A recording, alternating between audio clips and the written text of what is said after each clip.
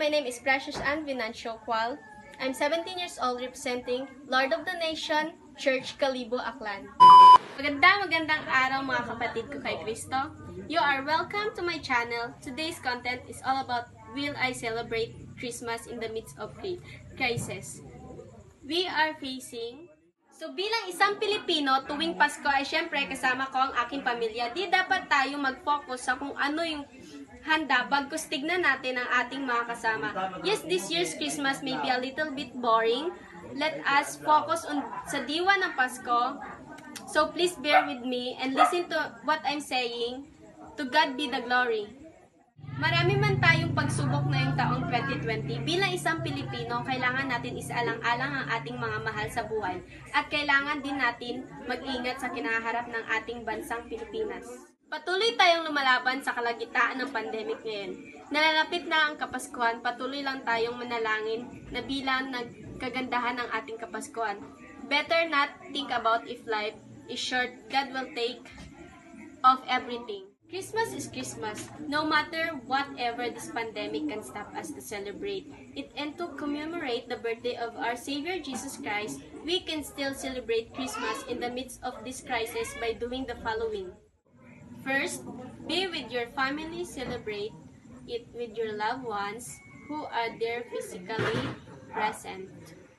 And then, secondly, send our virtual hugs and kisses to our loved ones who are in far places. By doing this, we let them feel that they are loved one and remembered.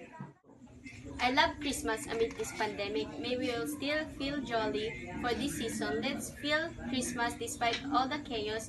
Hang a parole of two, let's still celebrate the birth of our Lord. This lotto, I'm building up my cargo, and I know.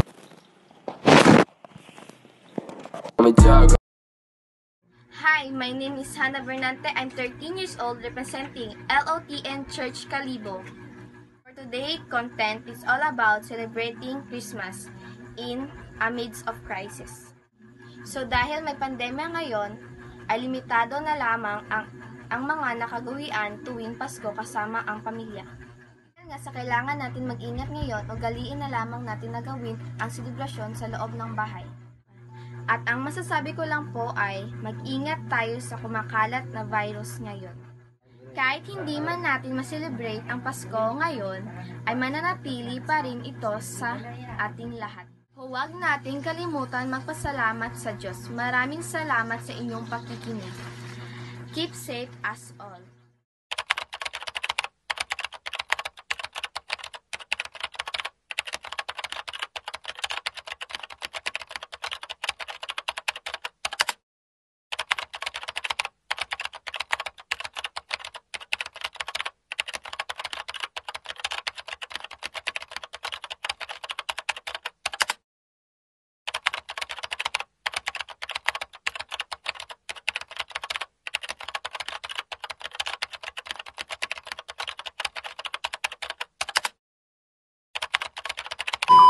Bago ko po tapusin ang video na ito, nais ko lang pa ipahayag sa inyo kung ano nga ba ang Pasko.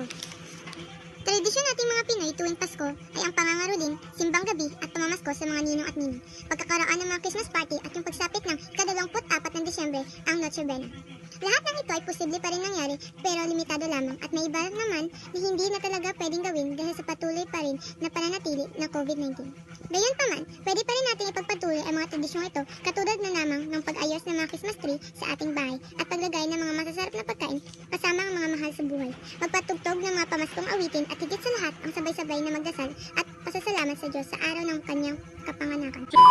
So again, I'm Eunice Cual. And I'm Hannah Bernante. Thank you for watching. God bless us all. Sana po ma-enjoy nyo ang Christmas ngayong taon kahit may pandemya. Advance Merry Christmas and a Happy New Year. Thank you for watching. Bye! Sana all